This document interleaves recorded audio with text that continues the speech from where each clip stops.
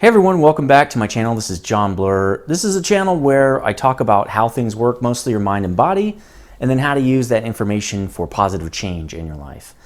This video specifically is the fourth one in the Getting Started series. And if you just came from other videos in this series or just started here, you probably should start out with the first video in the series, which you can click the card right there to go to, because they kind of go chronologically. So check that out first, please. So this series is a series all about how to get ready for growth and really the tools and tricks and tips that I've learned along the way of my growth path, really over the last 2 years. Lots of growth in my life, and this is really me packaging together all the tools that I use just in a common way for any kind of growth that I do now. So that's what this series is about. So now we're on the fourth video, which is you've focused on how to be. You've become more objective, you have started taking action, and how do you keep going? How do you not quit? Because just because you start something doesn't mean you're going to finish it. It doesn't mean, oh, I'm all done, now it's going to be easy street from here on out. It's not. We all know that. And so the hardest step is the first step. Yes, I agree, but we have to learn how to keep going and build that momentum. So it's pretty obvious that once you start taking action, you can't quit. I mean, the whole point is to keep going. Now, I would say the exception to that rule is you start taking action on something, find out it's not doing what you thought it did, or is maybe making your life less happy, and you decide to not do it anymore. Or maybe it's something you thought would bring you lots of joy, and it's really not bringing you much joy. That's more really for hobbies and stuff. Maybe you start a hobby, and you find out you really don't like the hobby. That's fine. Or in dating, you start dating a person, and you find out, we're not very compatible, so I'm not going to keep going just because I started, right? We're talking about emotional change, and I got my camera set up a weird way, so bear with me. This is literally my fourth video. I'm trying to still get where I want to sit and the different angles I like on my camera, so I just booted the table. But I'm not quitting. I'm not quitting. Anyway, we're going to get into that. So back on topic, the real reason to not quit for the most of the stuff we're doing is because emotional change takes time. Is probably most of the videos that I'm going to be posting are about emotional change or how your mind works with certain things around relationships and things like that, and being a better communicator and things like that. And things like these take time because most of them a part of our limbic system, a part of our emotional system, our emotional brain. Tons of cards about that if I have gotten to those videos at least. Because I've done a lot of research on those areas. And these areas take a lot of time to change, okay? Where cognitively, you might be able to learn that 4 plus 4 is 8, and the next day say, oh, 4 plus 4 is 8, and you never have to do that again because you know 4 plus 4 is 8. It's an equation. It's simple for your cognitive mind. The emotional brain is a brain of habit. And to build that habit, you have to repeat the habit over and over and over. And so you must keep going, even if it's difficult, because your emotional brain wants to keep you in that space. The RAS, more cards here, the reticular activating system wants to keep you there because that's what's kept you alive. And so those habits are going to need to grow over time. So you can't quit. Difficulty one, as you're seeing right now, taking the second, third, fifth step, taking the initial set of steps to sort of build that habit and become comfortable with repeating the habit. Right? It's lessening the fears and anxieties around that new thing you're doing. That's, I think, the very first difficulty. It's just like the difficulty with the first step, the next 10 steps or so is the same difficulty, that fear and anxiety. It just gets lower and lower each time you do that action. So the first part of the difficulty is just getting over really what you thought was, oh, I'm done, I did it once, I'm going to now be able to do it. To be easy. No, you lessened the resistance to doing it, but the resistance is still there, and you've got to further break it down by adding more habit. So I'd say tool one, which the way I say this tool is you need to be your first priority. You need to come first and then everyone else. It's kind of the analogy I love is the aircraft analogy. You're on an aircraft, the oxygen masks come down because there's some kind of turbulence, some kind of issue. Put yours on first, then put someone else's on, and that's because if you lose consciousness trying to put your friend or your son or daughter's mask on, or kid, whatever, parent, relative, whatever it is, you might lose consciousness before you can get their mask on. So you have to put your energy first. And I think this is most important at the beginning of a really big, good, positive change for you that's really difficult, is understanding that, look, I'm going to have to steal almost. You're going to feel like it's stealing energy from others and other things and put it into this because it's so important. I'm going to have to rob these other areas of that energy and put it into this. I had to learn a really hard lesson with this a long time ago, really with a relationship. I had a really great girlfriend at the time, just beautiful woman inside and out, and everything was great. And when we were having difficulties, I didn't understand that energy has a priority level, okay? And I had her way too low on the rating there, and I did not. What I should have done is put her higher up and pulled energy from other priorities and tasks, and maybe drop some side projects and funnel the energy into us until we're better, and then I can disseminate it again into other things. This is very similar to the first few steps of like quitting smoking or exercise or eating healthy. It sounds really, oh, it's easy. It's not easy. These basic things are probably going to be the hardest changes. And you've got to really understand that right up front, hey, everybody, I'm going to have to pull back some energy probably and funnel it into this area. I'm really sorry, but I got to put me first, build myself up. Once I'm good to go, I can put that energy back in. Good perspective on this. Again, what I like to give advice to people is everything in your life comes from you. Everything starts in you. All your feelings about everything, and there are probably cards about this, your identity, what you think about yourself and you think about others, your core identity, all your thoughts and everything you do filters through those things and back out into your environment, which means information comes in, you color it with what you think about yourself or others or both, and then you send it back out as an action or a set of communication between you and the other person. And that's what I'm talking about. If we can change those inner workings of ourselves, it really manifests in our life 10 times, right? It's a force multiplier. Every time you work on yourself, it's a force multiplier for everything else in your life. It's totally worth the energy draw from other things to work on yourself for a while and then put it back. Perspective 2, which we kind of already talked about, is it will get easier. It's really, we're talking about the first 10 times you do something, maybe the first 15 times, it really depends. But the initial drag of the initial resistances as to why you don't do it, a lot of times it's fear or anxiety. Fear and anxiety are very similar things. Some would argue, and maybe I would lean this direction too, is anxiety really is a fear. It's a manifestation of fear. And so the fear could be, I won't do a good job. I can't do this. Why am I trying to be something I can't be? I'll get rejected if I approach, or whatever it is. You've got something in your mind a fear that has to be removed. And how do you do that? You give yourself empirical evidence that your fear is not reality. It's not real. Remember, like we talked about in previous videos. So that's generally the first steps of the difficulty. For cigarettes, it can be more obviously a physical thing, right? Exercise is sort of similar. You're about to do something that is going to physically hurt or make you crazy with the addiction withdrawals, right? And actually, that can be the same for toxic relationships. You can become addicted to people in your mind with chemicals from a relationship, just like you do drugs. That's actually what drugs do, is create feelings in your mind, and that's why we love them so much. Card on that too, probably as well at some future point. Difficulty 2 is down the road. I would say probably 3 to 6 months in, it is burnout or discouragement. Now, these can happen if the change that you thought was going to happen is just not happening very fast.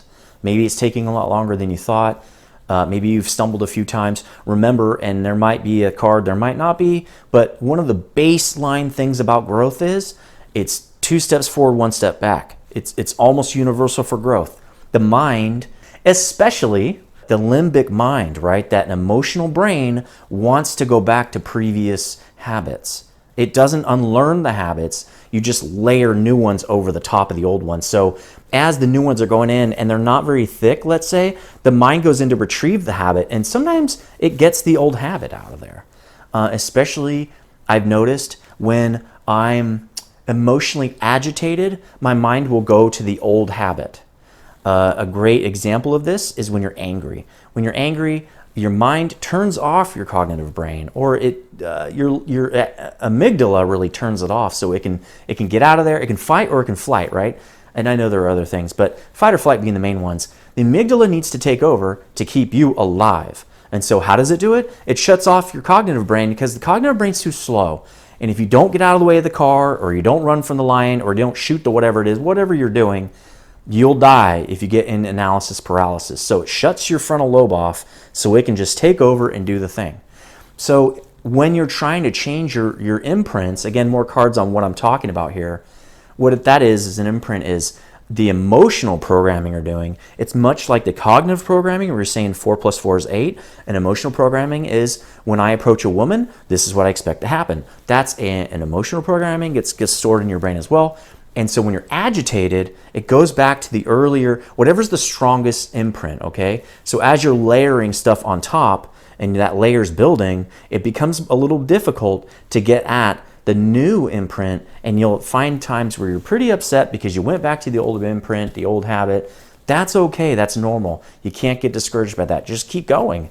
Just keep going. One way you can and I didn't really write this down, if it's really a hard thing for you, document your progress. A lot of people do this with their food. Food logs is probably the best example of this, is logging the food you're eating and when you're trying to change what you eat.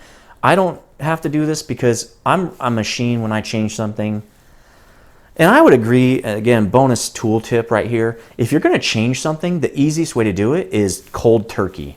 There have been studies done on this. I don't know if there's going to be a card, but there should be probably, that cold turkey methods, massive change methods, are ones that last and really stick the best, because the larger change, the larger the change is to that imprint, the easier it is to get it to stick, and the harder core you are in the beginning, the thicker that layer is of the new imprint. It's easier to retrieve by your brain. Interestingly enough, I don't think you should do this. It sounds very experimental to me, but you can change that imprint very heavily by being emotional when you do your new habit. I've worked with some past partners with this, unknowingly, actually didn't even know what I was doing, was to unravel their emotional traumas. The way we mostly did it was they were in an emotional state when we did it, mostly a positive emotional state, but emotional nonetheless, and that excited the limbic system because that's the emotional center, and then the writing into the imprint area was thicker than it normally would have been if the limbic system was not as activated. It didn't have as much impact on memory. Again, cards on that. Guys, this stuff gets deep. Guys, girls, whoever you are, gets deep. Bear with me. There's a lot to learn. And when you know this stuff, man, things are just like, oh yeah, that makes total sense. That's easy to see. And now I know how to do this.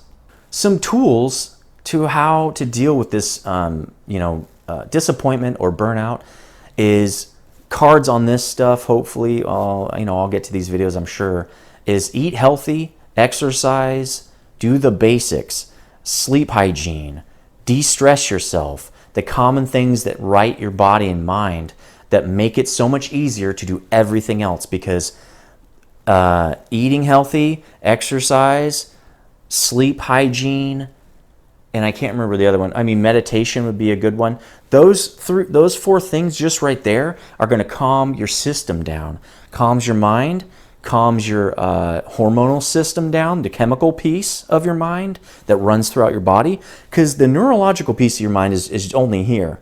And that's great and all, but the rest of your body relies on the chemical signals that get sent through hormones to regulate itself. So when you correct those other things, those other 4 things, the rest of the change that you want to do becomes a lot easier. Another tool that works really well, I find, is to find some incentives to work with. That doesn't help me that much. I think the one that I like that I was going to talk about is sort of the same piece of tool. Find some support to support your change. It could be incentives. My preferred one is social support. One of the best things would be a social group, and there are a lot of obvious ones. AA for trying to quit drinking. Let's say, man, I really want to quit drinking. AA, social support group, duh. It gets you through the difficult times. I'm sure there's an anti-smoking group. But other than that, you can do groups like a board game group. Maybe you just need more commonality between friends. and more friendships and more ways to change your habit away from those bad habits. One of the things I've heard a lot for people who are trying to quit substances, and I wholeheartedly agree, I also agree it's not easy, is let's the most egregious example, if you're trying to quit heroin, you kind of can't hang out with heroin addicts because when you see them do it, you're going to want to do it, right? Smoking is very similar. When you see people smoke, you're going to want to smoke. When you smell the smoke, you're going to want to smoke. It's going to trigger your mind to say, wow, I wish I'd had a cigarette right now. So those are some things to do as well, is to change your life to more fit your new habit. A story for me is exercise. I'm trying to exercise at least 3 times a week right now. That's one of my annual goals. There's going to be cards on goal setting and things like that. I really originally set 4 times per week, but I think 3 is okay. When I get to 3, I'll try to go up to 4, and we'll talk about the Japanese way of changing habits on a future video, probably card for that. But for me, the biggest thing is I had to find where those workouts fit in my schedule. When will it be the easiest for me to decide to do the workout? What I've noticed is right after work doesn't work for me. I'm burned out from work. I want to relax. I want to have a beer and watch a show or hang out with friends or do something that's fun and just easy. I don't want to work out usually right after that. There are caveats, like for running, it's an outside activity. The best time to run in the fall is at 4 p.m. when I get off work, so that makes sense. But anyway, fit it into your schedule. Make it easy. Pick the easiest time of your day to do it. Pick the easiest thing to do. Shuffle your life around to fit that new habit, and it'll fit in a little easier. The next tool up is to make time to relax. I have this problem a lot. I'm very production oriented. I want every second of my day to count. That is not super healthy, more so in the fact that it's not like mentally unhealthy necessarily. It's not healthy when it comes to trying to pick up new habits, because your mind gets worn out, your body gets worn out.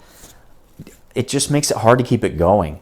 And so one of the things I wrote down, this is kind of a side note, but it really fits right here, for the previous relationship I had that went through a breakup is don't overextend. Underextend. Underextending is a great idea. Don't try to change 15 habits at once. Like I said, my habit tracker has 6 habits in it. Card for that. That's going to be coming up real soon. I'm going to be recording that stuff next. Whole series on production. But don't try to put too many irons in that fire. Take some irons out of the fire and replace it with fun activities so you can recharge, which kind of goes into what I was previously saying anyway. So some good perspective at this juncture is change is tough. It's long and hard and difficult for most of the things that are really worthwhile. Keep going. Don't stop. Don't be discouraged. Just keep moving. You might have to back your expectations off slightly. Like I said, my annual goal this year was 4 workouts per week. I had to back that off because I'd rather get 3 workouts per week as a goal and finish that rather than try for 4 and just not hit the mark and just quit, right? You don't want to quit. You might have to back it off a little bit, hit some milestone that's right up to where you want to be, or create some milestones. Maybe you didn't chop it up into enough pieces like we talked about in the previous video. Make steps, right? Make baby steps. Maybe you didn't cut it up in edible chunks there. You need to back it off a little bit. Difficulty 3 is kind of one we don't think about. You did your habit. It's awesome. It's working. You're like, I'm awesome. I do this thing all the time now. Woo-de-woo, look at me. And then you find out maybe a year down the road, you're not doing this habit anymore. Uh-oh. Like it's gone now. This great thing you were doing is gone. Or let's say you were single at the time, that you wanted to get over your approach anxiety. You did it. It was easy to walk up to women and just say whatever you want. You didn't care. And now that you've been in a relationship for 3 years and you're single again, you're like, oh man, my problem is back because I haven't done this for 3 years. I would say in that example, if you're with a girl or a guy or whoever, maybe don't hit on everybody just to keep that muscle flexed. That might make you single, and then you're gonna have to use that muscle. So I don't know. I just maybe that's not a good idea. I don't know. That's up to you. But the point is, if you don't use a muscle, you lose a muscle, right? It atrophies. So you want to make sure you keep flexing those muscles. One thing I would say is I like to keep my habits practical. I like to think about my changes as, is this something that I'm going to want to continually add to my life? Because if that's the case, once I start doing it, I'll naturally pick up a habit of doing it. Like my production that's coming up on the next series that I'm going to be doing, is a set of habits that I do to get things done. And I feel weird when I don't do it. There have been a couple of days throughout the last 2 or 3 years where I didn't do my daily list. Like I was really sick. I got COVID last November. So when I was really sick, I didn't do my daily list because what was it going to be? Be sick. You know, I mean, there wasn't anything on there. But it felt weird. It felt weird not to do it. And I was like, oh my God, I didn't do my list. What am I going to do? You know, that's a great habit. That's how you know that habit is probably good. So you want to make your habits really practical so that they're easy to keep doing. A habit that is something that you probably should quit doing is it's always difficult. If you got to look at another, just a bonus tip, I guess, because I've had to do this a couple times. You got to look at, okay, it's going to take this much effort to put into this habit. And over time, you notice the effort's not going down. Most habits, the effort will go down until, like I said, my daily list is just something I do. It actually is zero effort because I get back energy for doing it. I'm less anxious and stuff. But if you see, well, the effort's not really going down that much, you got to evaluate against what is the benefit of that thing. So you're putting in more effort than the benefit you're getting out of it, scrap it. And I can't give you an equation for that. You have to it's just something you have to feel. That's part of your emotional center. If you can see that, man, this is not really working. I'm having to put way too much energy into this, and I don't feel like I'm getting a lot out of this. I'm going to scrap this, right? So that's another thing to think about. One of the tools for this piece that I've used on occasion is I go back through my lists and I read through my old habit lists and old lists and stuff. I keep all my daily lists and everything in bind. I keep all my little notebooks and stuff. And sometimes I'll just go back through and read stuff.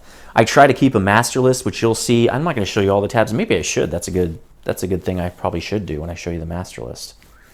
I hope I remember. If I don't remember, please put it in the comments section. But I have tabs where I keep a list of the important things, and I'll click those tabs sometimes and just review it.